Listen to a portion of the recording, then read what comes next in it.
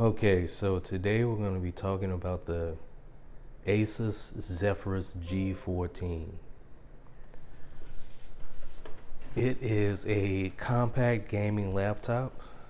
It's got 16 gigabytes of RAM and a Ryzen 9 4000 series chip, which we'll talk about later, which has 8 cores, and so the chip has 16 threads.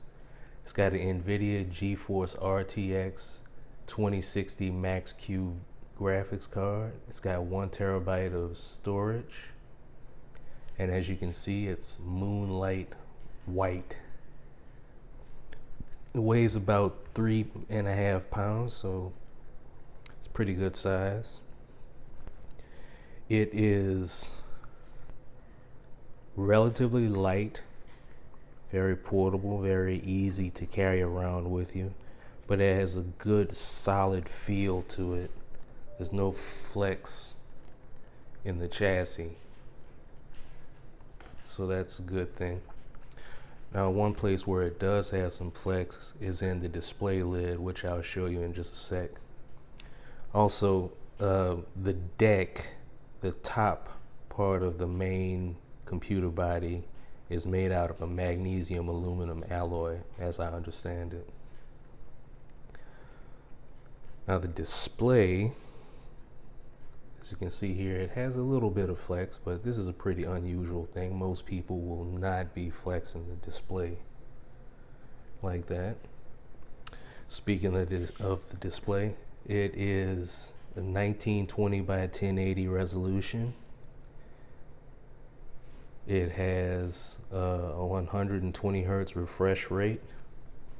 It has a 20 millisecond response time as opposed to the typical 1 to 5 millisecond response time of gaming laptops. So although it doesn't have the ghosting problem that I've heard a lot of people talk about or express concern about with this laptop,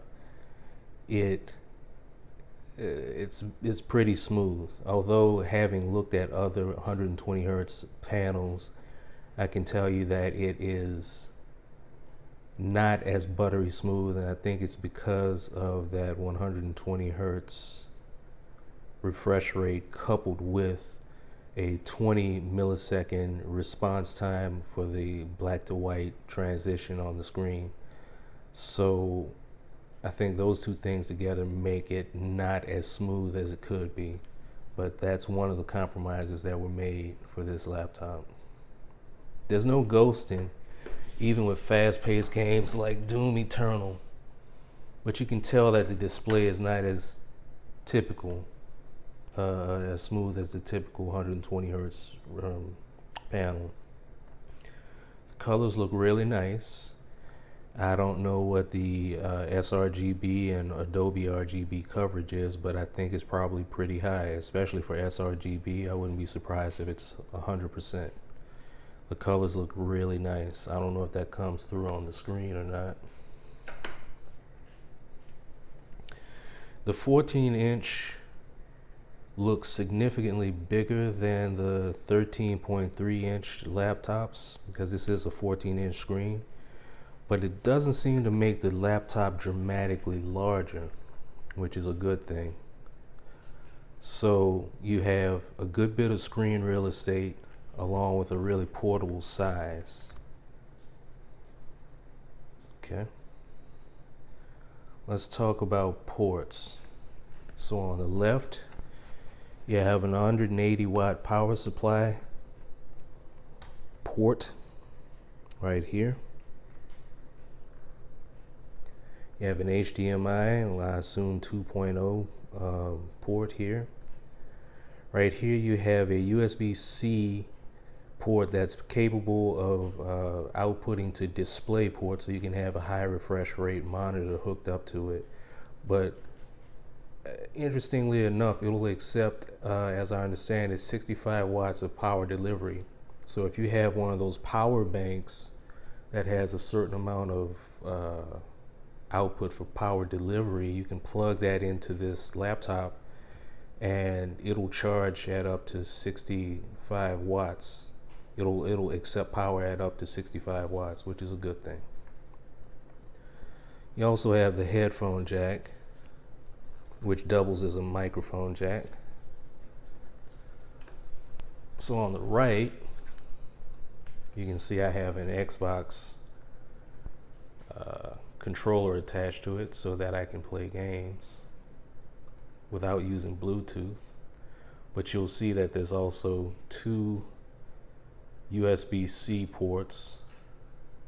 They're USB Type A, but they are USB-C, and another USB-C, standard USB-C port.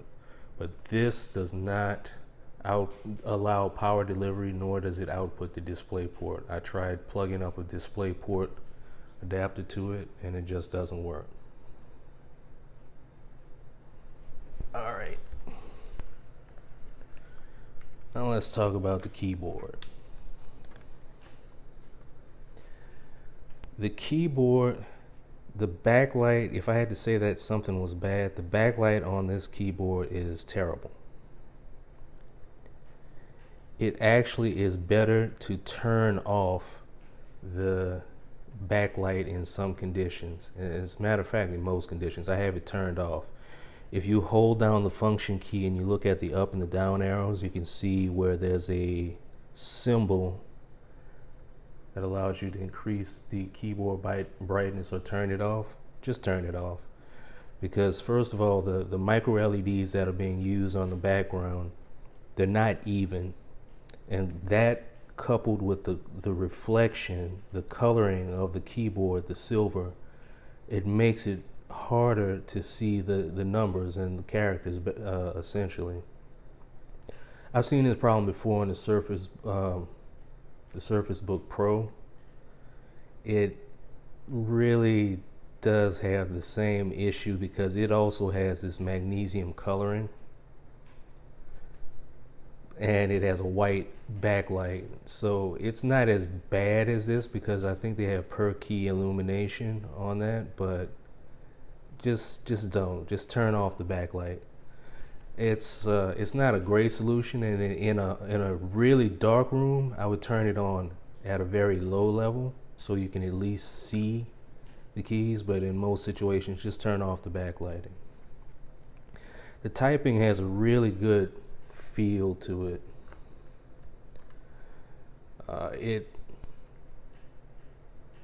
There's nice key travel. The keys are nice and stable. It's a good thing. There are dedicated keys up here for volume. You can turn the volume up and down from here. You can mute your microphone if you like. And there's also an application key that'll bring up a tuning application. It does tuning along with some other things. I'm not sure what it's called. I think it's Armory Crate.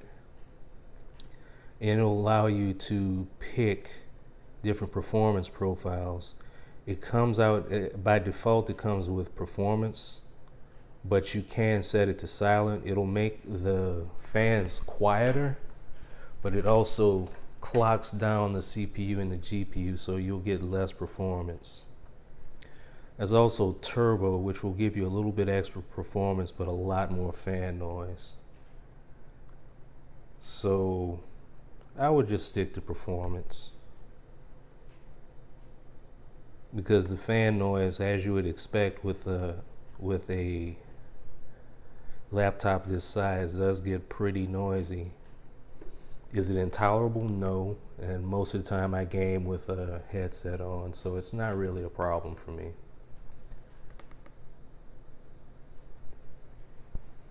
Okay. The trackpad feels really nice. It's really smooth and it's very responsive.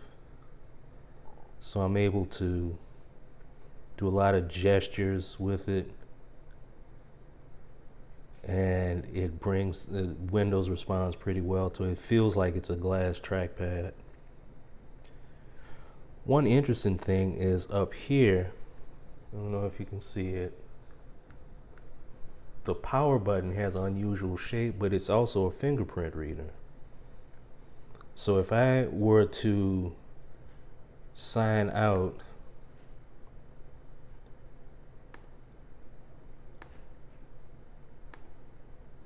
I could sign back in pretty quickly just by touching the fingerprint reader, and Windows Hello will log me right back in. That's a nice touch. And also, if you power the computer completely down, when you press the power button, the system will read your fingerprint, cache it, and then present it to Windows Hello when you log in. So you will go straight from power off to being logged into the computer, which is a nice trick. Okay, so let's talk about the internals. The speaker volume is quite good. Listening to some YouTube talking heads, the speaker volume got up to about 80 decibels, and I measured that using my trusty Apple Watch app.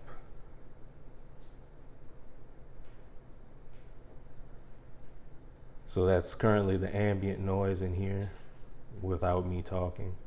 But anyway, I put this up to the computer and play it and see how loud it gets based on this, because I don't want to buy a special noise measuring meter just to do YouTube videos.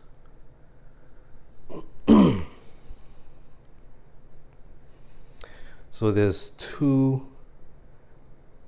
For the speakers, there's 4 speakers. There's 2 tweeters. You need to make sure that you all can see that. There's 2 tweeters, and on the bottom, there are 2 subwoofers or woofers. So the sound is actually pretty good.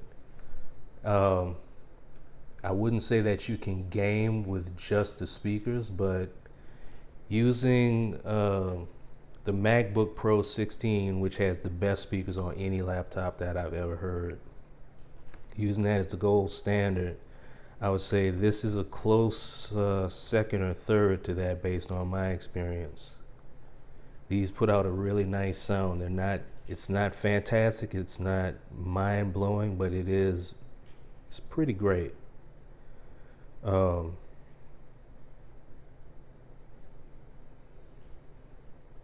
Okay. So now let's talk about the CPU. There's an AMD Ryzen 9 4000 series CPU in this thing. It has 8 physical cores, so it has 16 actual threads of execution. On Geekbench, let's see if I can bring this up.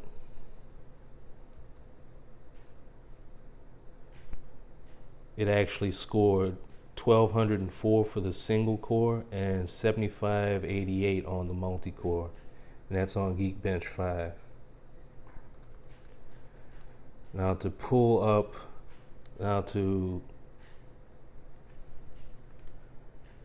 so on other benchmarks that are basically web browser based, but they actually test CPU. It's an old, and it's even deprecated, but it's something that I use. It's called Octane. This laptop scored 43,000 approximately on it. And for reference, my MacBook Pro with 6 cores, on a full size $2,500 laptop, or rather $2,400 laptop, scored 45,000 as opposed to the 43,000 of this laptop on Octane. And also another web-based benchmark that I use is something called Speedometer. On Speedometer, this laptop scored 135 as opposed to 130 on my MacBook Pro. So you have a CPU that's in the same range as a MacBook Pro 16-inch, which costs $100 more than this laptop.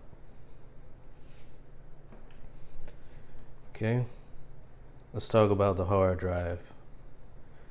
There's a 1 terabyte hard drive in this laptop, and benchmarking it with Crystal Disk Mark. I got 1550 megabytes per second read speeds and 1729 megabytes per second write. So this is a pretty good, it's not mind-blowing, but this is a pretty good performance hard drive. Given that it's 1 terabyte, they managed to keep the price of this below $1,500. I bought it for $14.49 from Best Buy. That's pretty impressive. It has plenty enough room for the games, and it's very responsive. There's good load times for the games that I play, so I'm happy with it. So lastly, let's talk about gaming. The gameplay is smooth on the internal panel, but not as buttery smooth as on most 120 hertz panels, and that's probably due to the 20 millisecond response time as opposed to the typical gaming panel that'll have a 5 millisecond response time or even 1 millisecond response time.